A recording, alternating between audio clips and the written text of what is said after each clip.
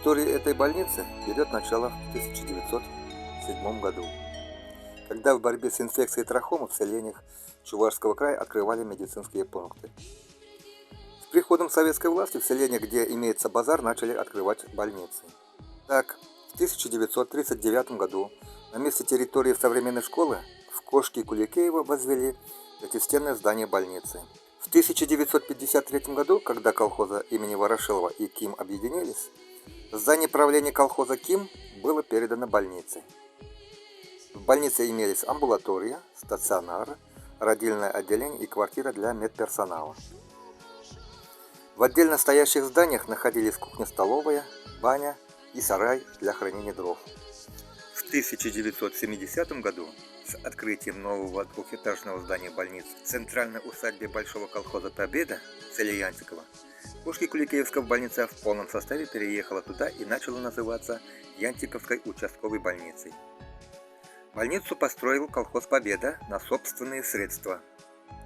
С вводом в эксплуатацию здание больницы было передано государству методом хозяйственного расчета. Янтиковскую участковую больницу приехала сначала посмотреть во время прохождения интернатуры в городе Чебоксары в медсанчасть строителей. Как сейчас помню, я приехала на велосипеде, был небольшой дождь. Меня встретил Анатолий Леонтьевич и обрадовался, что приедет врач в Янтиковскую участковую больницу, и сразу повел по всей больнице показать. В первую очередь, конечно, показал хирургический блок, потому что это была его гордость. Он сам больше занимался хирургией и общественной онкологией. Показывал аппаратуру современную, новую, которая, конечно, была приобретена на средства колхоза. И такой аппаратурой в то время мог похвастаться и любой другой, в том числе и центральной районной больницы. Такой аппаратуры не было. Потом познакомились с Надеждой Михайловной, с его женой, педиатром, и Анатолий Иванович потом взялся проводить меня домой, до Батырева. Вы из Батырева на велосипеде приехали? Я из Батырева приехал на велосипеде. Это было в каком году? Это было в 1973 году. И вот, значит, мы велосипед погрузили в машину, и Надежда Михайловна тоже с нами села, и поехали в Батырево. Вот. Приехали к нам, а отец у меня работал замуправляющего Батыревской сельхозтехникой по снабжению. И Анатолий сразу с ним познакомился, нашли общий язык, сразу сказал, что ему нужен такой котел, значит, помогите, и так далее, и так далее. Это для больницы? Да, для конечно, для больницы. Он все думал только о больнице. И, ну, я сказала, я говорю, я еще должна год интернатуру пройти. У него сразу настроение немножко упало, но потом говорит, ну вот, наверное, только после этого вы не приедете к нам. Я говорю, приеду. Почему? Потому что в Янтиковскую участковую больницу меня направили по личному ходатайству, конечно, Евтихеева Александра Менча. Он имел очень прекрасное отношение с главным терапевтом Никоновой Ниной Петровной. И вот она меня 3 дня в Министерстве здравоохранения уговаривала, куда я приехала после окончания Казанского медицинского института. И вот она меня уговорила. Ну и отец мне тоже сказал, да, говорит, лучше в Батырево не приезжай. Тут тебя Батырево знает все. Лучше в любую другую, даже, может, участковую больницу, вот ну, например, вот как в Тосе, там тоже же был передовой колхоз и участковая больница. И вот через год я уже приехала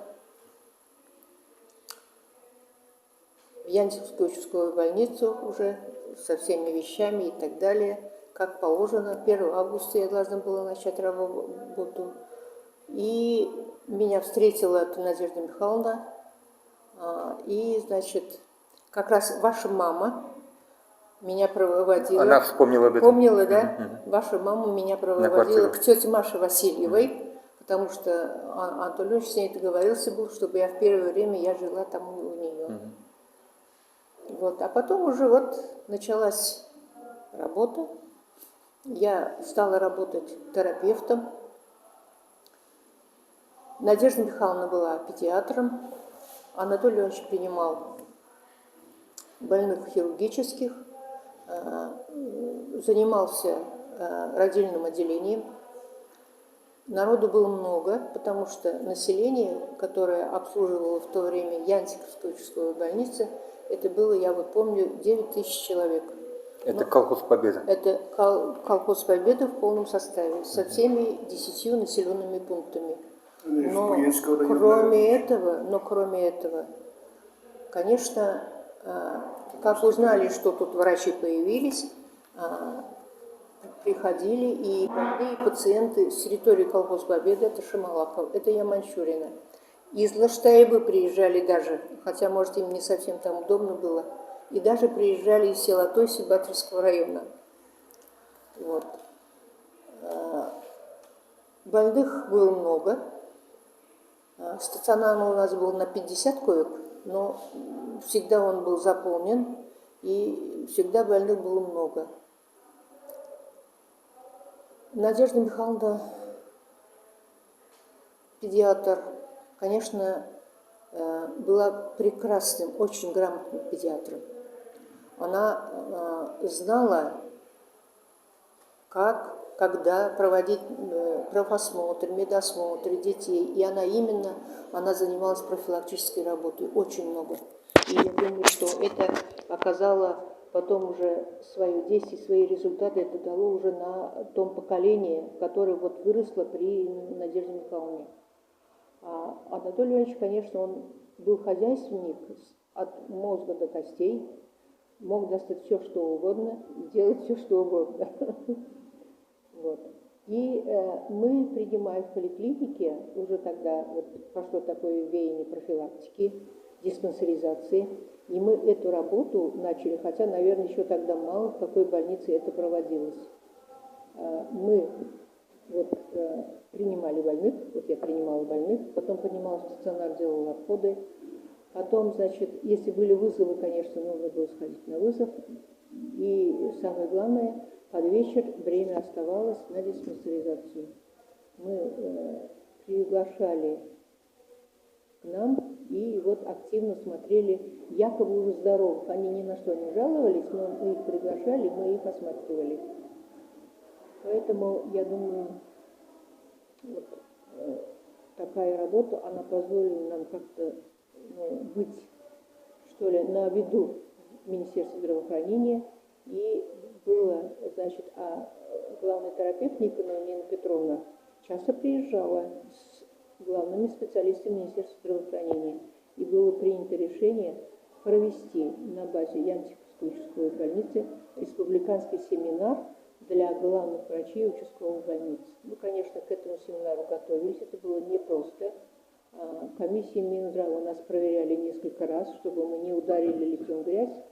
И была работа всего коллектива. Это значит, вы были уже главврачом тогда? Я главным врачом была. Главным врачом я была назначена, так, значит, в 76-м году я так. И в 76-м году весной Васильеву уехали, и я была назначена главным врачом, и вот я осталась, значит, ее единственным врачом, но мне очень помогали мои учителя. Это вот главный терапевт Минздрава, говорю, и, значит, руководитель интернатуры, это Сидорова Валентина Сергеевна из медсанчасти «Строитель». Она была зав. Терапевтическим отделением.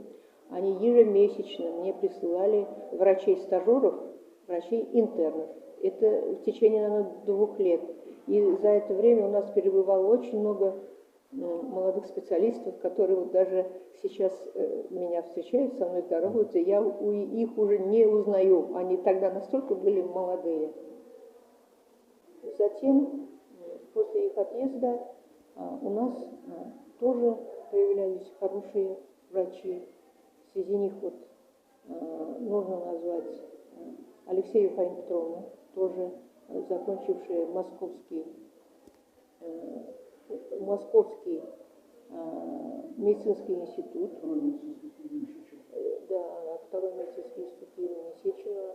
Она была грамотная, быстрая, трудолюбивая, могла быстро и принять больных, и сделать обход, и все это в это время нам очень было нужно. Потом появилась и Романова Елизавета Борисовна. Очень скромная. Это педиатр? Да, педиатр. Скромная, воспитанная. Лишнего никогда себе не позволит. И, конечно, вот настолько она вжилась в коллектив. Мне, например, было очень приятно.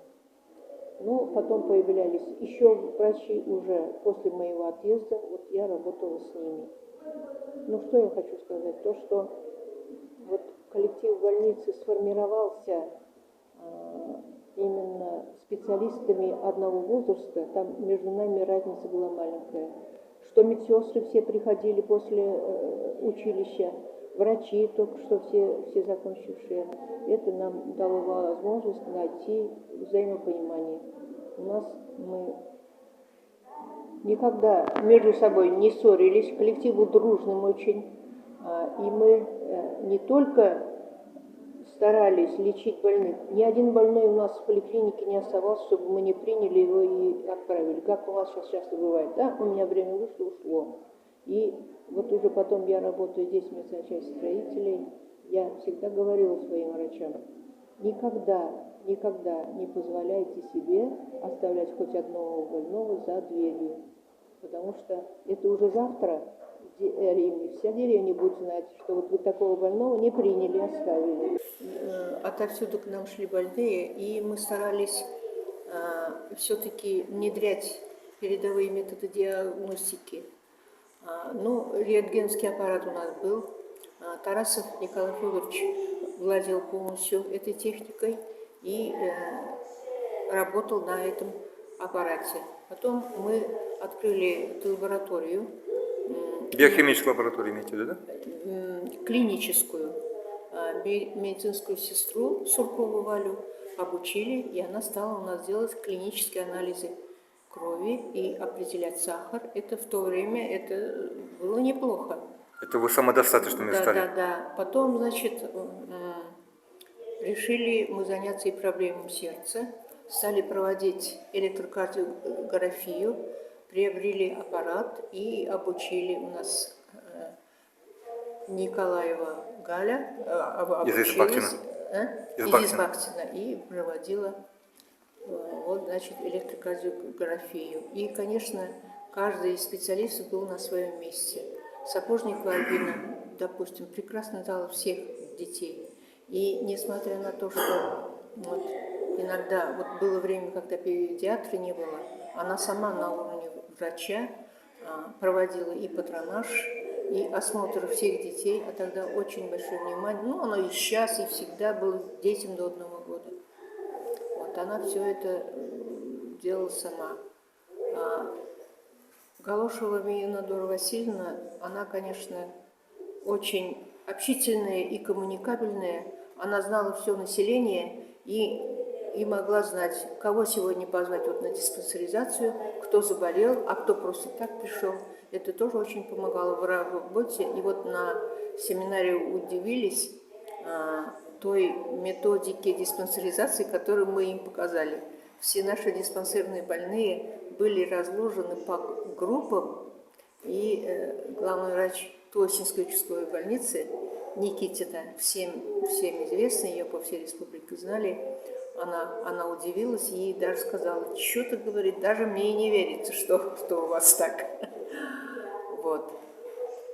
Ну и Тарасова Зоя Пантелеймоновна, она, как серьезный человек, она была членом партии, и, конечно, она определенную такую воспитательную работу могла проводить среди коллектива тоже. Я хочу сказать о своих санитарках. Вот вроде бы, да, они там вымыли пол и все, нет.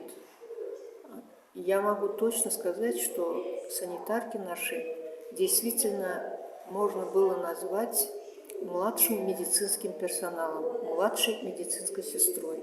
Они настолько хорошо знали подходы к больным, у кого какой анализ взять, как взять, что больному рассказать, как его кормить. И даже порой они подсказывали, вот женщину принимаешь, она там на то жалуется, вот у меня поясница болит. Потом они при госпитализации, когда ее одевали, переодевали, Они ко мне подходили и шептали: там не поясница, там что-то с гинекологией. И это, конечно, мне очень помогало. Может быть, они не Из жаловались, собственного хотели опыта, скрыть, да? да, а они вот сами уже вот это санитарки видели, и этим мы спасли очень много женщин. Ну и, конечно, хочу сказать о Перепелкиной Зине. И стойся она, акушерка. Работа акушерка очень сложная, тем более в отсутствии врача. Но она уже имела опыт работы и могла применять свои знания на практике. А роды порой были очень сложные. Вот я помню случай: весной, дороги до Яльчик нет. Поступила женщина, Зина, знает, что рожает, всю ночь рожает, и утром, значит, где-то на часа 3, значит, санитарка ко мне бежит, значит, говорит: Зина не может родить. Пошла. Она говорит: ножное предлежание, обязательно врач нужен. Дорог нет, ничего нет, машины нет. Машину вызвали, значит, села я, и пока, значит, не потеплело, пока, значит, земля не разморозилась, я доехала до Яльчик, значит, акушер-гинеколога посадила в машину, и мы приехали в Янтиково, а доехали, Зина радостно выходит: а я, говорит, уже родила. Вот, а очень часто к нам приезжала Игнатьева Людмила Асеевна, это блестящий акушер-гинеколог, которая, ну, наверное, ее вся республика знает. И она очень долгие годы проработала в Яльчиках. И вот она тогда уже жила, мне главный врач Молосов Анатолий Юрьевич звонит: там акушер-гинеколог нужен, что ты забрала его? А я говорю: а куда я денусь? Дороги нет? Она говорит: в Яльчике не может. Так посмеялись тогда. Конечно, очень много больных было из Татарии, Буинского района. Они же там буквально расположены через реку Буга. У них больница была в Буинске за 30 километров, вот, допустим, от колхоза Чупа. Конечно, им было сложно. И они приезжали, а порой вот просто приходили, просили: ради Бога, вот у меня старый отец больной, поедем посмотрим. В зимнее время на санях приезжали. И был случай такой, конечно, сложный случай. Отец привез своего сына, а сыну где-то под 30 лет, с тяжелым двусторонним воспалением легких. Практически вот молодой человек уже там на грани. И благодаря тому, что тогда появились вот тоже новые антибиотики, и у нас аптека все-таки работала хорошо. И из Яльской аптеки нам передали новые антибиотики, мы этого парня вытащили. И помню, как сейчас отец потом приехал, также это дело было зимой, на санях, заходит в поликлинику, в руках у него, значит, баран. Значит, говорит: ой, девочки, спасибо вам все большое. Я говорю: нет, нам нельзя никакие там бараны еще. Я говорю: и извините, взять не можем. И как сейчас передо мной вот он стоит, руки опустил, взял этого барана и уехал. Я сейчас думаю, зачем я это сделала? Надо было взять этого барана, отнести на кухню. Пусть там повара что-то сварит и накормит весь коллектив. Ну, баран живой был или... Нет, конечно, уже готовый, разделанный. Потреблять только нужно. Конечно, нужно было только варить и все. Вот это наше советское воспитание. Да, мы были так воспитаны тогда.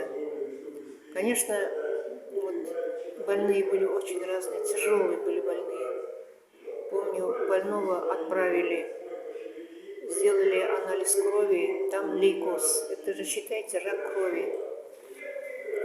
Читаю направление, направлено к нам на лечение. Чего ж, думаю, ему в церковь-то не оставили? Нет, и он, решили. А молодой человек где-то после армии пришел, наверное, облучился где-то. Положили мы его, смотрю, тут что-то не то. Сделала, значит, мазки крови взяла, значит, анализ сделала. И поехала я в Это Чебоксары. вы все у себя делали, да? А? В больнице у себя делали? Уже делали мы у себя. Взяла эти мазки крови и поехала в Чебоксары. В Чебоксары приехала, значит, мне посмотрели, дали заключение, что все-таки это не острый лейкоз, а хронический лейкоз. И что его можно лечить, с ним живут и долго живут. И вот мы этого парня тоже вытащили. Я помню, он вот сам лежал, за ним ухаживал его отец. Это удивительный парень был и из Избахтина. Если кто услышит это, они сразу поймут, кто это. Вот он жил после этого достаточно долго и умер совсем не от этого заболевания. Травма какая-то, что ли, там была. Или, допустим, приходит женщина, всю жизнь проработала в поле, вкалывала, и, значит, говорит, вот у меня слабость. Юнды Варя вот пульса нет у нее. Смотрю, и я вспоминаю, что были больные, когда проходили мы интернатуру. Вот у меня интернатура была хорошая очень. Есть такое редкое заболевание, он называется болезнь Такаяси. По-японскому. Да, и я сразу, значит, это самое все. Тогда можно было прямо из участковой больницы направить в Чебоксары, я ее направила. Она у меня вернулась с подтвержденным диагнозом. Да, действительно, это болезнь Такаяси. Или еще случай. Пришел больной, мужчина, лет 45, около 50. Очень сильно болит горло. Прям вот он уже глотать не может. Температура высокая.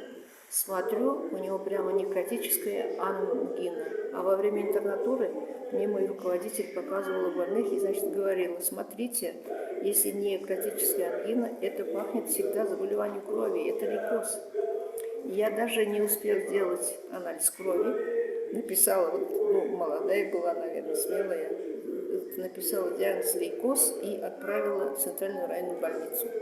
Он туда доехал, а принимала его тогда главный врач Рослякова Альбина Петровна. Она считала, это кто у нас такая молодая, шустрая, так лейкозы ставит. И действительно, анализ крови сделали, лейкоз. Вот поэтому, конечно, я прошла очень хорошую школу. Казанский медицинский институт и интернатура на базе медсанчасти строителей.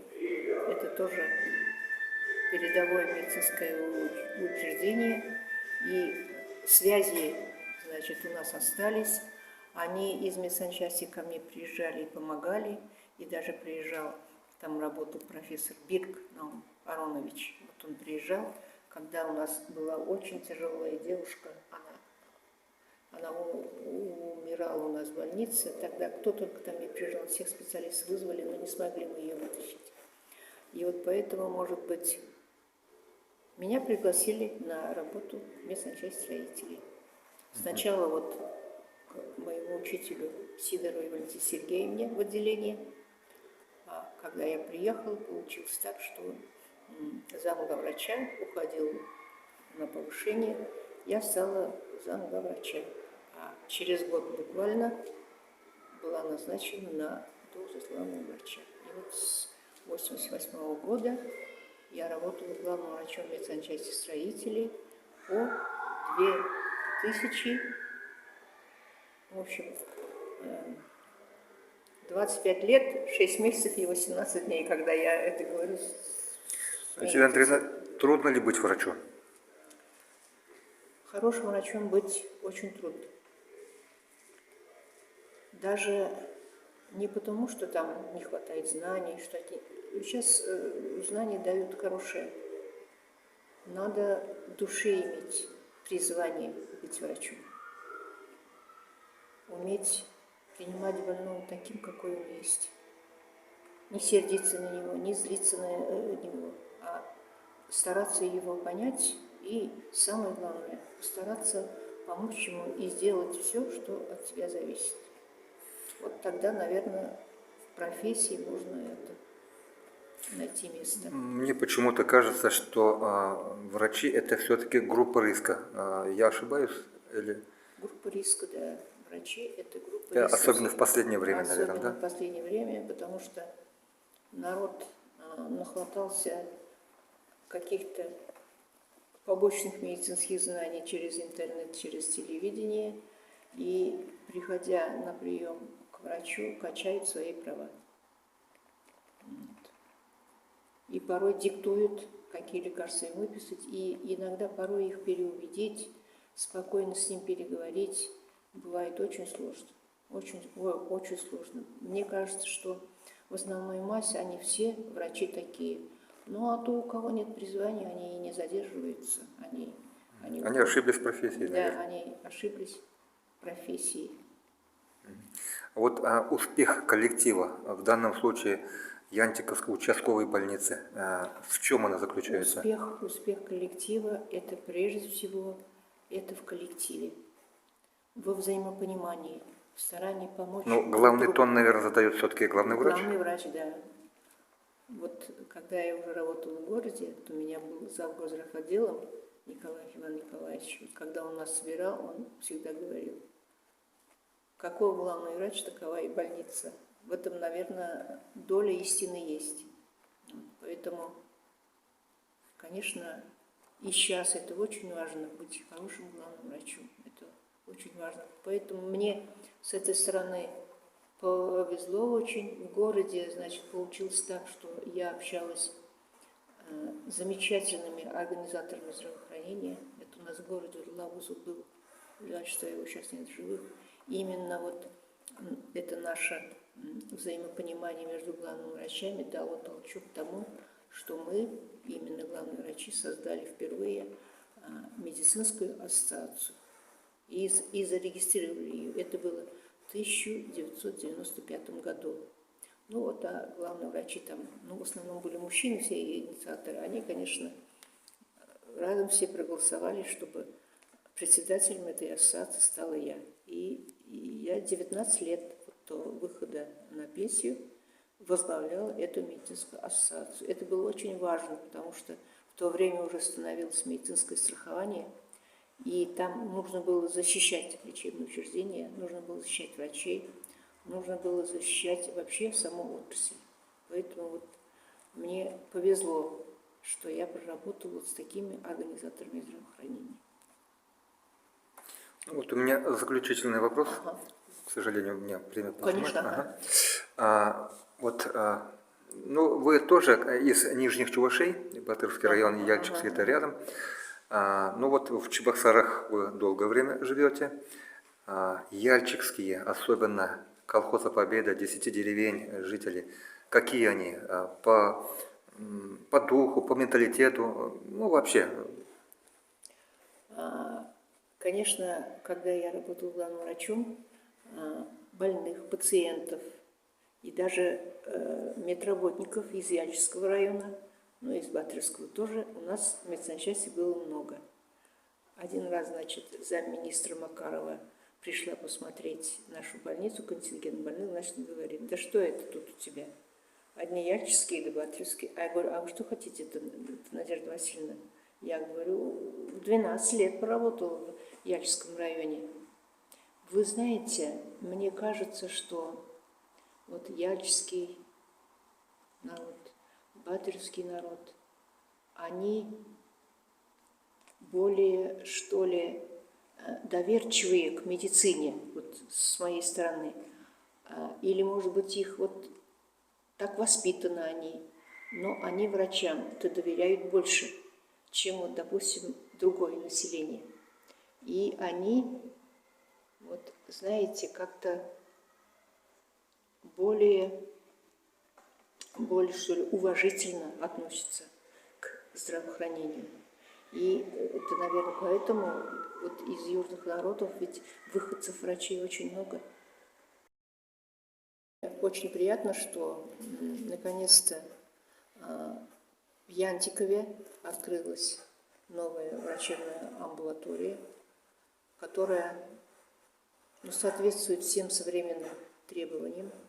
И, конечно, она очень была нужна населению, потому что население привыкло, что в Янтикове есть участковая больница, туда можно прийти, получить медицинскую помощь и уйти удовлетворенным. А в последнее время, к сожалению, здание уже не удовлетворяло этим потребностям. Здание, можно сказать, было в аварийном состоянии. Я сама неоднократно была. И вот это решение и наше Министерство здравоохранения, и, конечно, руководство Яльчевской ЦРБ, что они настояли, что нужен не фельдшерско-акушерский пункт, а именно врачебная амбулатория, это было очень правильным. И то, что на открытии было очень много не только бывших ветработников Яльчевской участковой больницы, но и населения об этом говорит. Я очень надеюсь, что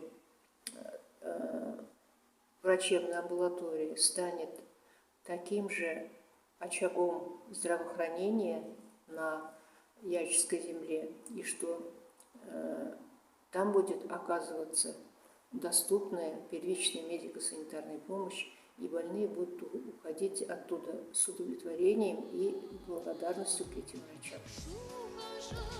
Спасибо.